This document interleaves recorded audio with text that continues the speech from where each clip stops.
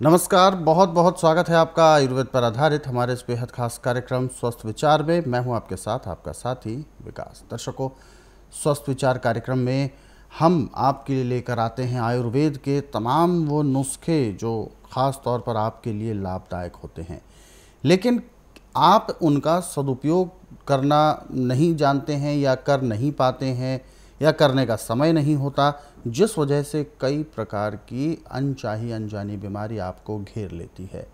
हम इस कार्यक्रम के माध्यम से आपके अंदर वही जागरूकता उत्पन्न करते हैं जिससे आप अपने आप को स्वस्थ रखने में, तंदुरुस्त रखने में महत्वपूर्ण भूमिका निभाएं। क्योंकि शरीर जब हमारा है, परिवार के सदस्य जब हमारे हैं, तो उनका ख्याल रखना भी हमारी ही जिम्मेदारी है। तो ये सब चीज़ें हम अपने दैनिक दिनचर्या में ही रहकर बस कुछ छोटी छोटी चीज़ों को शामिल करके कैसे कर सकते हैं, वो सारी बातें आपको इस कार्यक्रम के माध्यम से पता चलती हैं। और इन सभी विषयों में हमारा मार्गदर्शन करते हैं जाने माने आयुर्वेद के ज्ञाता, गायत्री सिद्ध पंडित श्री लक्ष्मण दास रतन भारद्वाज जी। चलिए, सबसे पहले गुरु जी का स्वागत करते हैं, कार्यक्रम की शुरुआत करेंगे। गुरु जी नमस्कार। नमस्कार। दर्शकों, ये कार्यक्रम आपके लिए है और हम चाहते हैं कि आप इस कार्यक्रम का हिस्सा बने। यदि आपके साथ किसी भी प्रकार का रोग है, कोई भी शारीरिक कष्ट है, जहन में कोई सवाल उठ रहा है, तो सीधे तौर पर आप इस कार्यक्रम से जुड़ सकते हैं, गुरुजी से बात कर सकते हैं। फ़ोन आप यहाँ पर मिलाएं, नंबर आपके टीवी स्क्रीन पर है। और जब भी आप इस कार्यक्रम को देखने बैठे तो कॉपी और पेन लेकर ज़रूर बैठा करें। जो भी नुस्खे आपको बताए जाएँ उनको आप लिख ज़रूर लें। और आज के इस अंक में हम बात करने जा रहे हैं भोजन के ऊपर। तो विशेष तौर पर आप सारी चीज़ें ध्यानपूर्वक सुनिए, समझिए और अपने जहन में उतारने का प्रयास करिए। चलिए आगे बढ़ते हैं और शुरू करते हैं अपने नए विषय पर चर्चा। गुरुजी, भोजन हमारे लिए एक महत्वपूर्ण चीज़ है, महत्वपूर्ण वस्तु है। इससे हमारे जीवन चलता है। कहते हैं भूख लगती है तभी खाया भी जाता है, बिना भूख के तो खाया भी नहीं जाता। लेकिन ये भी एक बात होती है, कब भूख लग रही है, कितनी बार भूख लग रही है। तो क्या जितनी बार भूख लग रही है उतनी बार हमें पेट भरना ही चाहिए? और यदि अगर हमने ऐसा किया तो उससे क्या लाभ, और अगर ऐसा नहीं किया तो उससे क्या हानि होनी चाहती है, ये हम जानना चाहते हैं। देखिए, खाना असल में 3 बार होता है जी। एक सुबह, जिसको आप ब्रेकफास्ट बोलते हैं जी। ये दोपहर को, जिसको लंच बोलते हैं, और रात को, जिसको डिनर बोलते हैं। बिल्कुल। परंतु इस खाने में बड़े भेद हैं। सुबह जो आप खाना आप पेट भर के खा सकते हैं। जरूर नहीं है कि आप ब्रेकफास्ट करें, थोड़ा सा और निकल जाए जी। और सुबह आप थोड़ा भारी खाना भी खा लेंगे तो भी चलेगा। दोपहर को आप हल्के से हल्का खाना और कम खाना। सुबह यदि आप 6 बजे या 7 बजे या 8 बजे ले लेते हैं तो दूसरी बार का खाना आपको 12 बजे से पहले ही लेना पड़ेगा जी। तब तो आपकी पाचन शक्ति पूरा काम करेगी। परंतु दोपहर का यदि आप लेते हैं 2, ढाई, 3 बजे या 4 बजे, तो खाना निकाल आता, वो एक किस्म का ज़बरदस्ती है। और ये ना तो खाना आपका पूरा पचता है और शरीर में नाना प्रकार के रोग भी पैदा करता है। रात्रि के खाने का समय असल में तो है दिन अस्त होने से घंटा 1.5 घंटा पहले। परंतु आप मजबूरी से उस टाइम नहीं खा सकते हो। दिन अस्त होने के 1 घंटे के अंदर अंदर खाना अति आवश्यक है, तो आपको कोई नुकसान नहीं करेगा। परंतु रात को जब आप खाते हैं 10 बजे, 11 बजे, 12 बजे, 1 बजे, 2 बजे, ये नुकसान करता है। और यही हमारा जो खान पान का हिसाब, यही सोने जागने का भी है। रात्रि को 9 से 10 के अंदर सोना अति आवश्यक है। और सुबह 4 बजे उठ के दातन कूड़ा करके, पेट भले साफ हो ना हो, आप आधा घंटा कपालभाति, 15 मिनट भस्त्रिका, 8-10 बार अग्निसार, 15-20 बार उज्जयी, 25-30 बार ब्रह्मणी, 1 घंटा लोन विलोन अवश्य करना। तो आपको कभी भी किसी किस्म का रोग अपने शिकंजे में नहीं ले सकता। अब यदि आपके पास टाइम है तो 2-2, 4-4 मिनट मंडूकासन, पवनमुक्तासन, गौमुखासन, शवासन, सर्वांगासन, हलासन, शीर्षासन, बाद में थोड़ी देर के लिए बटरफ्लाई। और जब भी आप कपालभाति करें, मर्द तो अपनी चारों उंगलियां और अंगूठे को रगड़ें ऐसे, औरतें केवल नाखून नाखून रगड़ें। तो समय से पहले आपके बाल सफ़ेद नहीं होंगे, आंखों की ज्योति बढ़ेगी, और जिनके बालों में हमेशा खारिश रहती है, बार बार ऐसे उंगली मारते रहते हैं, वो भी खत्म होगा और बाल नहीं झड़ेंगे। बालों को झड़ने से रोकने के लिए, बालों में सुंदरता लाने के लिए चारों उंगलियों के नाखून से नाखून रगड़ने अति आवश्यक है, परंतु उतनी देर जितनी देर आप कपालभाति कर रहे हैं। अब इसमें सबसे बड़ी बात है कि जब आप सुबह योग कर लेते हैं तो आपने उसके बाद नहाना करीब 20 मिनट या आधे घंटे के बाद, चाहे गर्मी सर्दी बरसात कोई भी है, ठंडे पानी से तेज गर्म पानी से स्नान नहीं करना। स्नान हमेशा नवाए पानी से 15 से 18 डिग्री गर्म हो, उसी से स्नान करना। और स्नान करना, उसके बाद शरीर को अच्छी तरह तौलिए से साफ करके फिर जो तेल बनाए गए हैं स्नान करने के बाद उनकी मालिश करना। परंतु मालिश जो है अपने आप से पूरे शरीर की होती, दूसरे आदमी से करवाना। कम से कम 1 घंटे तक मालिश करवाना। और उसके बाद आप कपड़े पहन लें। तेल मालिश से ऐसे रच जाता है शरीर में, जैसे रेती के ढेरी पे पानी डाल दे, थोड़ा सा उसको चूस लेती, बह नहीं देती, ऐसे शरीर के अंदर चला जाता है, कपड़ों से नहीं लगता। अब इसके बाद आप पेट भर के खाना खा लेते, सोने पे सुहागा। परंतु ताज़ा खाना, गरम गरम खाना, और जिस आटे की रोटी खानी उस आटे को छानना नहीं। दाल सब्जी जो भी आपने खानी है वो छिलके वाली, धुली हुई दाल या छिलका उतार के सब्जी बना के जो खाना, वो भी एक किस्म का जीभ का स्वाद है। ये रोग काटने के लिए, बीमारी देने का जरिया है। जब फाइबर आपके अंदर जाएगा नहीं तो ना तो आपका लीवर पूरा पचाएगा, ना पैंक्री इंसुलिन बनाएगी। गुर्दे में जाके जैसे पानी पे काई जमती ऐसे जमेगा, फिर आपको नाना प्रकार के रोग पैदा होंगे।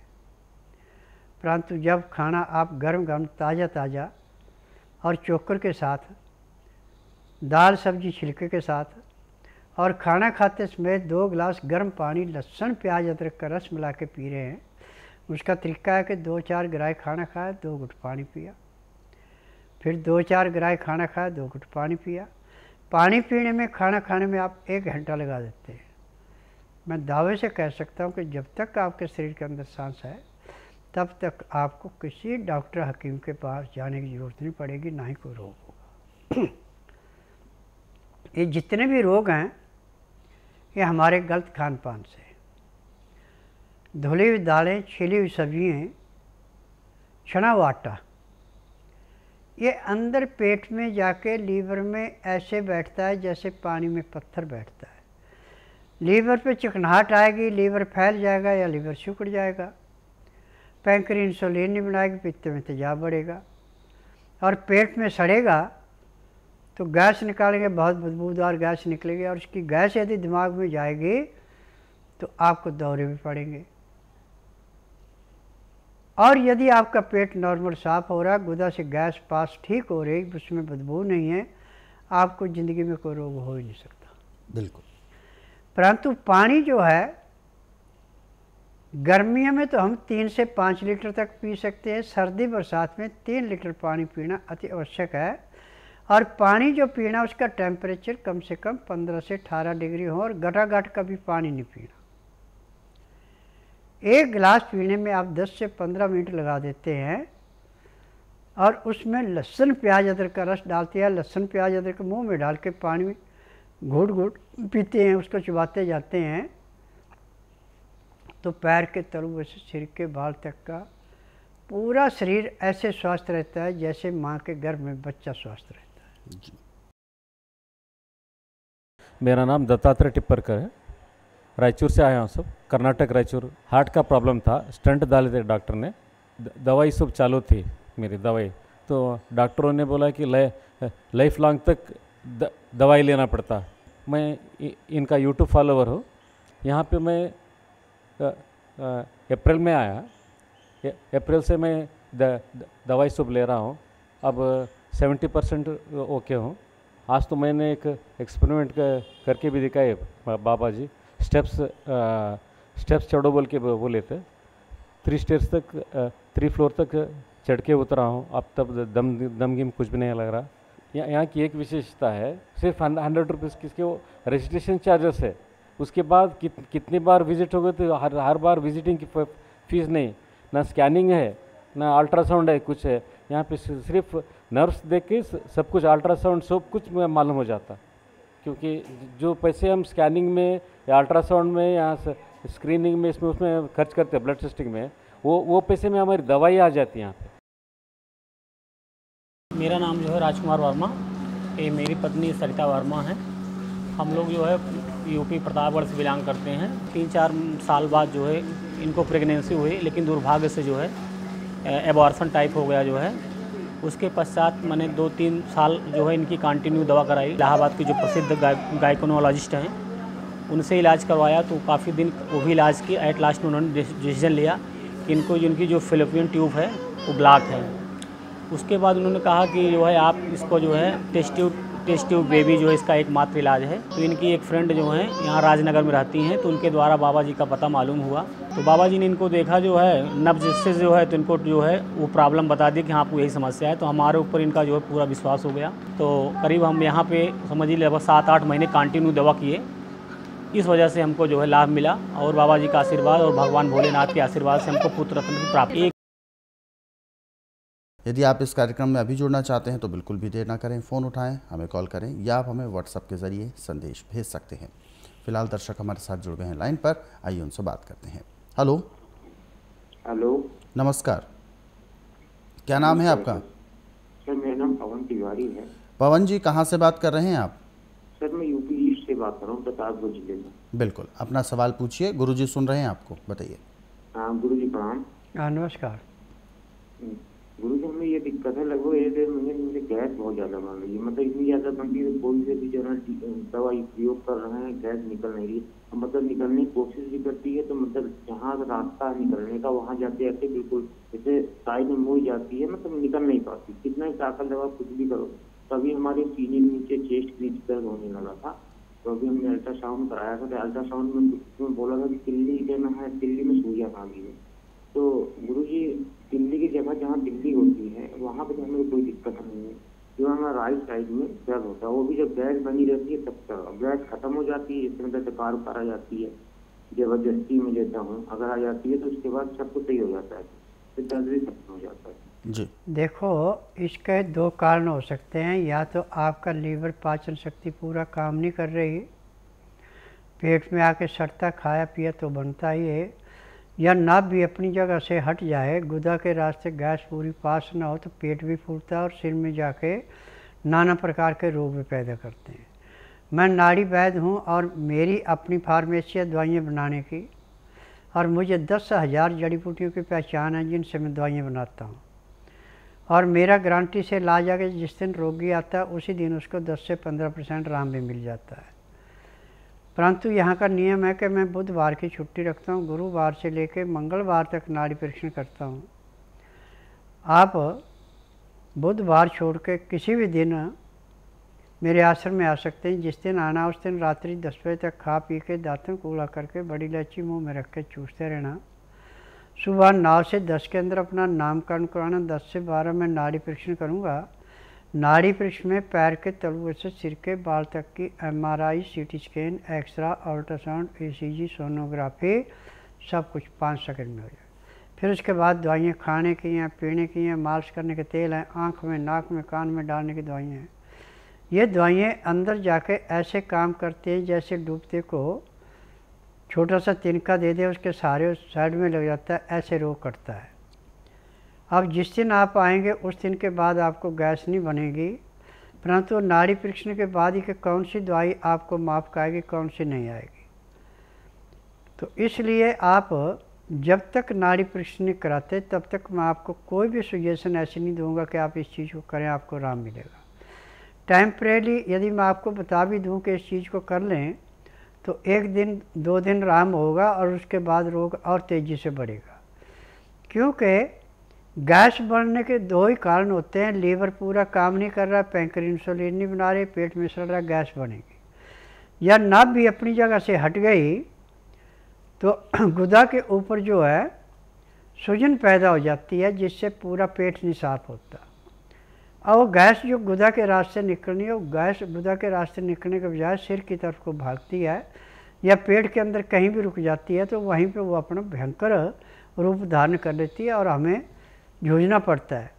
आज आयुर्वेद में, यूनानी में, होम्योपैथिक में, एलोपैथी में जो दवाइयाँ दी जाती हैं, जिस अंग के ऊपर तकलीफ है उस अंग को सुन करने के लिए दी जाती हैं। किसी के रोग के परमानेंट काटने की दवाई नहीं है। ये मैं इसलिए कह रहा हूँ कि नाड़ी वैद्य हूँ। जब रोगी हर जगह से हार करके मेरे पास आता है और नाड़ी परीक्षण में उसको बताया जाता है कि आपने इस टाइम से दवाई गलत खाई है और आपको ये रोग है, ये इसके परहेज हैं, यदि परहेज करते तो मैं दवाइयाँ लिख रहा हूँ, दवाइयाँ ले लो, यदि परहेज नहीं कर सकते दवाई नहीं लेनी। और जो कहना मान के परहेज करता है, दवाई खाता है और 3:30 बजे एक्यूप्रेशर करवाता है, उसी दिन उसको 15 से 20% आराम भी मिल जाता है। आगे बढ़ते हैं कार्यक्रम में, अगले सवाल की ओर रुख करते हैं और केदारनाथ से बात कर रहे हैं संदीप भट्ट जी। इन्होंने अपना सवाल पूछा है, 3 साल से इन्हें डायरिया जैसी समस्या थी और जिस वजह से इनका पेट में बहुत दर्द रहता है, वज़न भी एकदम लूज़ हो गया है, बिल्कुल कमज़ोर हो गए हैं और बड़ी आंत में सूजन ऐसे रिपोर्ट में आया है और डॉक्टर्स ने तो उसका खैर लंबा इलाज बताया है, तो एक बार सलाह लेना चाहते हैं। डॉक्टर चाहे आपको लंबा बताएं चाहे छोटा, इनके पास किसी भी रोग की दवाई नहीं है। उन दवाइयों से आपको सुन करेंगे जहाँ पे तकलीफ़ होती है। आज मैंने पूरे संसार को, मेडिकल साइंस को, साइंटिस्टों को, सबको इस बात की चेतावनी दी है कि आपके पास सिर्फ बिजनेस है, किसी रोग की दवाई नहीं है। आपको नाड़ी का ज्ञान है, जो मशीनें बताएंगी उसके अनुसार आप थ्योरी पढ़ के दवाई देते हैं। इससे रोग दबाया जाता, कटता नहीं है। परंतु स्वस्थ विचार एकमात्र आश्रम ऐसा है, ना तो रोगी बोलता मुंह से कि मुझे तकलीफ़ है, ना कागज पत्र दिखाना पड़ता है। यहाँ का नियम है कि जिस दिन आना उस दिन बुधवार नहीं होना चाहिए, बुधवार की मैं छुट्टी रखता हूँ। गुरुवार से लेकर मंगलवार के बीच में आए, जिस दिन आना उस दिन रात्रि 10 बजे तक खा पी के दातन कूड़ा करके बड़ी इलायची मुँह में रख के चूसते रहें। सुबह 9 से 10 के अंदर अपना नामकरण कराएं। 10 से 12 में नाड़ी परीक्षण करता हूँ। नाड़ी परीक्षण में पैर के तलुए से सिर के बाल तक की MRI, CT scan, x-ray, ultrasound, ECG, sonography सब कुछ 5 सेकंड में हो जाती है। उसमें जो भी कमी शरीर के अंदर पाई जाती है सब दवाइयाँ दी जाती हैं। दवाइयाँ खाने की हैं, दवाइयाँ पीने की हैं, मालिश करने के तेल हैं, आँख में, नाक में, कान में डालने की दवाइयाँ हैं। जब आप ये दवाई लेंगे तो दवाई लेने के 1 घंटे के अंदर आपको कम से कम 10 से 15% आराम जरूर मिलेगा। और शाम को एक्यूप्रेशर करवाते तो आपको इससे फालतू भी मिलेगा। 15 दिन की दवाई जो नियम बताए जाते हैं उससे खाते हैं तो आपको 50 से 60% आराम मिलेगा। 1 महीने का रोग का नामो निशान नहीं रहेगा, दवाइयाँ बंद हो जाएंगी। बिल्कुल, तो आपका रोग भी जल्द से जल्द समाप्त होगा और आपकी जो समस्या है इसमें आपको लाभ मिलेगा। और औषधियाँ भी बहुत ज़्यादा समय तक नहीं चलाई जाती हैं, केवल जब तक रोग है तब तक ही आपकी औषधि चलेंगी और बस उसके बाद आपको सावधानियाँ रखनी है अपने लिए। अधिक जानकारी के लिए आप हेल्पलाइन नंबर्स पर कॉल कर सकते हैं, नंबर आपकी टीवी स्क्रीन पर है। दर्शकों, स्वस्थ विचार पुस्तकों के ज़रिए भी आप कई प्रकार के रोगों के घरेलू नुस्खे जान सकते हैं। ऐसे जो रोग शुरुआती दौर में होता है और मामूली हमें महसूस होता है, उस दौरान हम उसको ध्यान नहीं देते हैं या हमें उपचार भी नहीं पता होता, तब दिक्कत होती है और उस रोग को जितना समय हम छोड़ते हैं वो उतना ही ज़्यादा बड़ा हो जाता है। तो ऐसे में रोग को शुरू होने के दौरान ही ख़त्म किया जा सकता है स्वस्थ विचार पुस्तकों के ज़रिए। पुस्तकें मंगवाने के लिए आपको हेल्पलाइन नंबर्स पर कॉल करना है, सुबह 10 बजे से शाम 5 बजे के बीच में। तो दर्शकों, जो जानकारी आपको दी गई है बहुत ज़रूरी है आप सभी के लिए, और ख़ास तौर पर हमारे इन कार्यक्रमों में बताए गए नुस्खे, उपचार आप यानी इन कार्यक्रमों को अपने सरल और सुविधाजनक समय पर देखना चाहते हैं तो यूट्यूब के ज़रिए देख सकते हैं। हमारा यूट्यूब चैनल स्वस्थ विचार सेहत की बात, यूट्यूब चैनल को सर्च करें, सब्सक्राइब करें और इन कार्यक्रमों को ज़रूरतमंदों तक शेयर भी ज़रूर करें। फ़िलहाल वक्त इशारा कर रहा है विराम देने का। गुरुजी, आपने अपना कीमती मार्गदर्शन दिया, बहुत बहुत धन्यवाद। नमस्कार। दर्शकों, आज के इस विशेष कार्यक्रम में बस इतना ही। आप सभी लोग स्वस्थ रहें, निरोगी रहें, इन्हीं शुभकामनाओं के साथ हम आपसे लेंगे इजाज़त। अगले अंक में आपसे फिर होगी मुलाकात एक नए विषय के साथ। तब तक के लिए मुझे दीजिए आज्ञा। नमस्कार।